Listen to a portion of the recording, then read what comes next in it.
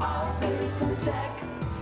Such a nice little piece of high-tech gold digger. All systems clear. Such a fancy little piece of gear.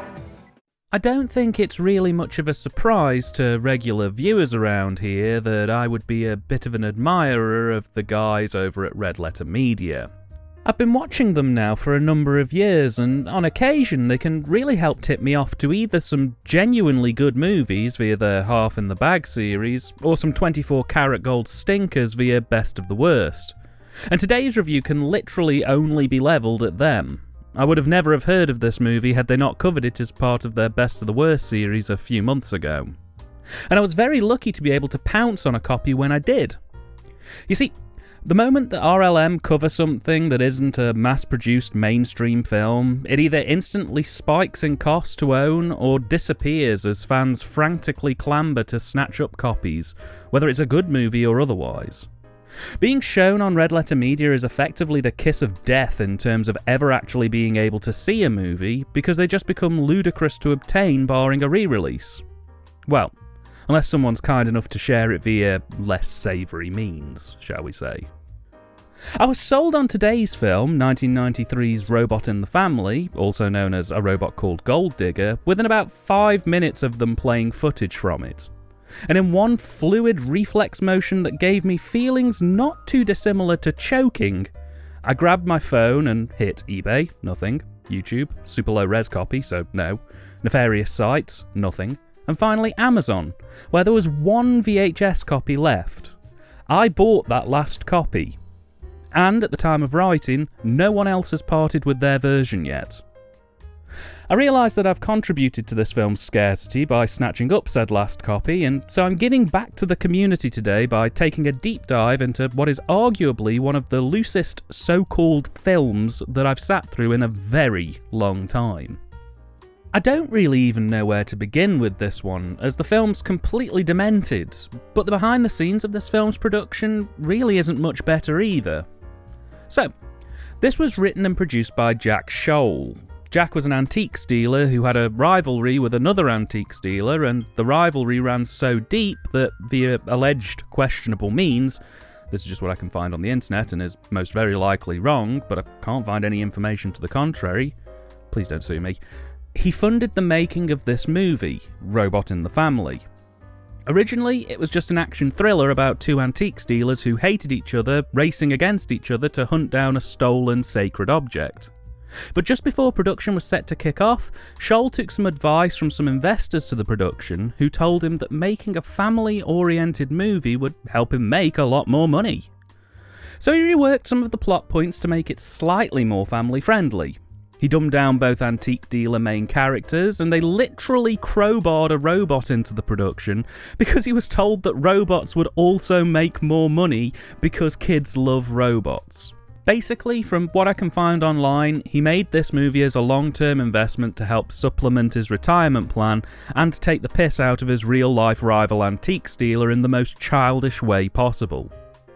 I can close my eyes and fully envision him and his rival sat there at the premiere, and as John Rhys-Davies bumbles into the scene to deliver some terrifically stupid line, he'd turn to his rival and say, "That's you, that is."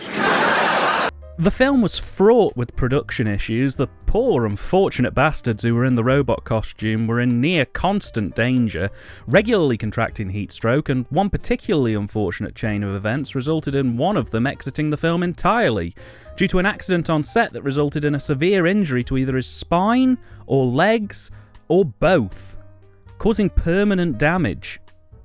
Basically, you had someone who had never made a movie before, who'd never even considered making a movie up until this film's creation, suddenly curating the creation of an action-adventure kids film with first-time director Mark Richardson, who wouldn't really go on to anything else significant, and frankly, after this, I don't blame him. It was pure chaos, unmitigated pure chaos. And the resulting carnage produced a film that makes so little sense, it's not so much that you watch this, rather this film happens to you and your perspective on the filmmaking process will be drastically altered as a result. On a surface level, this is just a big dumb movie, but if you choose to try and pay attention, to analyse it as a work of cinema, well, I'm a different man for having seen this. and I'm not sure if that's necessarily for the better. So, the plot. I've watched this film now 3 times in the last 2 months, and I'm going to level with you, I'm still not entirely sure what goes on in this.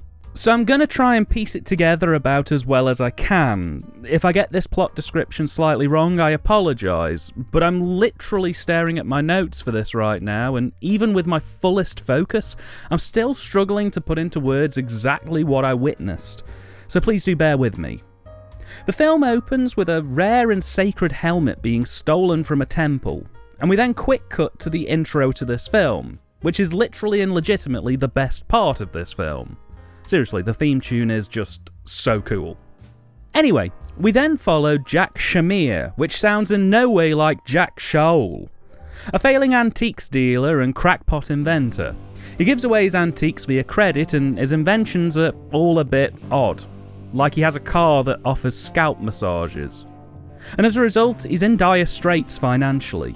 When the bank moves in to foreclose on Jack unless he can stump up the cash to pay them back for the loans he's accumulated with them, Jack starts trying to call in his credit, only to find that no one's able or willing to pay him back. Things seem bad for Jack and his family until Jack unveils his latest invention, Goldigger, a robot specifically designed to hunt down gold. He can also act as a babysitter, and if you scream at it, it calls the police. Well, sort of. Goldigger currently has a glitch which means when you scream at it, rather than call the police, it just calls a random number. With hilarious results, I can assure you. Goldigger sounds like Jerry Lewis, and seemingly all he's there to do is bumble around the shots, screeching unfunny one-liners and literally fucking electrocuting people, via a method he refers to as tickling. He's terrifying. But this is what we're stuck with for the rest of the movie. So the bulk of the rest of the plot revolves around the hijinks between Jack and his rival in antiquing, Eli, played by John Rhys-Davies. Eli is a bit snooty and is currently running a fake antique racket and doing quite well by it, to be honest. But from here, things start to get a bit murky. Now, from my understanding, Eli is liaised with a couple of burglars and another outside contact to import a stolen antique, which he may or may not be aware of as the helmet from the beginning of the film. His plan is to hide it within a fake antique, import it into the country and buy it legally via auction, then destroy the fake and retrieve the real antique for a massive profit. All the while, Jack, his son and Goldigger are dragged into this plot as, and again I may not be 100% right with this, when Jack mistakes the fake antique for a genuine antique, he can't believe that the price is as low as it is, and thus begins an adventure-filled trail in which Eli and Jack battle over the fake statues but for completely different reasons.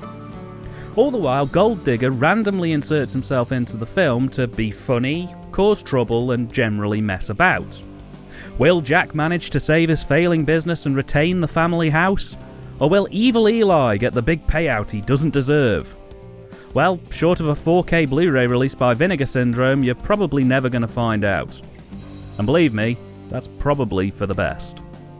The reason why this film is so hard to follow predominantly lies in its scripting and direction. On the script front, it's a mess. There's almost no order to the events, and we're regularly pulled away from the main plot to deal with Goldigger fannying about, or for literally no reason we'll then cut to one of the many other B-plots in this that were created for no reason and don't really go anywhere. They don't resolve anything and they don't tie into the film in any way. It literally feels like you're watching a film that's being interrupted every 10 minutes with another 2 simultaneously running films that just so happen to feature the same characters. It makes it almost impossible to really follow, and by the 30 to 40 minute mark, I'd fully resign myself to just letting the film roll over me like I do with art house films, treating it more like a moving portrait than an actual film. But that's because even the sharpest of attention spans will really struggle to keep a grip on this one. There's not really a 3-act structure, stuff just happens. There's a beginning and there is an end, sort of, but everything in between, total car crash. None of the characters are particularly likeable. Jack is a proto-Borat type character with almost no personality beyond he's crazy and he sounds Eastern European. Listen to his funny voice. Goldigger is just irritating and terrifying in equal measure. It's just relentless. He just doesn't stop talking. Ever. And they're almost all endless sentences that just roll on and on and on. He's completely insufferable. And some of the lighting choices in this really make Goldigger only look more like he belongs in some kind of Five Nights at Freddy's movie. Eli's supposed to be unlikable, so I guess they nailed that from a character perspective, but all of the supporting characters are just too weird and out of place for what's effectively supposed to be a kids' film. And while we're on the subject, this film's choice to turn overtly sexual and fetishistic in the second act lands about as well as a down-on-his-luck clown at an orgy. The dialogue's just all over the place, and while I can give it at least some credit that for the most part he's managed to put all the words in a somewhat right order on the script, it really feels like he's just shredded his local library and grabbed fistfuls of sentences out of the remains. It's all very disjointed and really, well, odd. It's not completely abstract, there is a plot there, but it takes more watches than this film deserves and that anyone realistically should have to sit through in order to fully take it on board. The direction? Well, why break the habit of a lifetime? It's a mess. Don't get me wrong, there's at least a sense that the cast were told how a scene should play out, and mercifully sometimes they got retakes in order to get at least a decent set of shots in order to form a coherent sequence. But for the most part, it kind of feels like the sequences were made up on the day rather than working from a carefully constructed shot list to a specific directorial vision. Hell, there are moments in this film where it's quite clear that they only had one take to get it right and grab the shots they needed, so they just shot everything they possibly could from every possible angle and hoped it would pull together in the edit. There's no distinct style, no guidance through this film, and the jumbled and frantic script only exacerbates this further by making every sequence feel unique, which for a short film would be interesting. Here, it looks like it had about 20 directors and 10 editors pulling together 4 different films into one hobbled project. The cine, while messy in places, overall is actually not that terrible. There are a few interesting experiments in this one, and most of the sequences do hold together, sort of. Basically, there's nothing here that would imply an amateur crew. Considering the producers, writers and director involved in this had no experience in film as a medium, you'd fully expect this one to turn out looking like your great Aunt Mavis's compiled travel logs of a 2-week vacation to Cancun. I mean, it's hardly breathtaking cine, but I've definitely seen worse. The worst criticism I can level at it, as mentioned earlier, is sometimes it feels like they could only get one take of a particular scene, and those sequences look awful. They're frantically cut, barely in focus, or even focusing on anything in particular for that matter, and it's all made up of 300 shots, all from different angles, but with no creative variety. They look rushed, manic, and are deeply unpleasant on the eye. It's not ideal, but I'm taking what positives I can from this, and overall, it's not completely awful. When it comes to the performances, I'm gonna say that whether you'll get on with them or not will be defined by your preference and tolerance to silly and irritating voices. I would say that Joe Pantoliano genuinely seems to at least try to give some kind of energy into the role as Jack. He has a reasonable manicness about him that does inject the film with some much needed energy, though his choice to perform the entire film in what I can only describe as a Borat-esque accent is a bizarre choice, to be honest. He's probably the best and most entertaining part of the movie, but that's not really saying much. At least he's not completely irritating. Don Peoples, by contrast, as the voice of Goldigger, literally could not be more annoying or irritating if it was humanly possible. For the first 5 to 10 minutes of his screen time, I was amused in a, oh god, this is so awful kind of way. But that humour gave way quite quickly to just utter irritation that desperately had me reaching for his battery pack. It's just awful. Maybe kids in the 90s liked bob-on impersonations of Jerry Lewis? I don't know for sure, but my guess is they probably didn't. John Rhys Davies is phoning it in. He has maybe a couple of moments where he's shown to be having a bit of fun or a glimmer of a good performance just manages to break through for a bit. But ultimately, yeah, he's in this one for the paycheck. On a final note, 90% of the supporting cast are totally unbearable. They're all clearly on every E number going and have a restless, annoying, irritating vibe about them that only cocaine can seemingly replicate. A particular note, the parking attendant, the freaky fetish medical practitioners, the blind man and the robbers hired by Rhys Davies, they all need to take a long walk off a short plank. They only serve to add more fuel to this dumpster fire of a spectacle. Finally, the soundtrack. There's the opening title track, which, well, it's miraculous given what a dive of a movie this is. And then, I'm told, and this is just between you guys and me, that there's also music that plays throughout the rest of the film. Now, I have audio evidence and witnesses who will testify that I've sat through this film at least once, and I've watched it twice more privately since then. But I'm going to be honest with you, the soundtrack to this film outside of the title track is literally so generic and unmemorable within the genre of kids' movies that I literally have no recollection of any of the music from this film. So bereft of character and so constant is the spewing forth of dialogue that incidental music is kind of redundant here. Because I think even if you could really hear it, you wouldn't want to.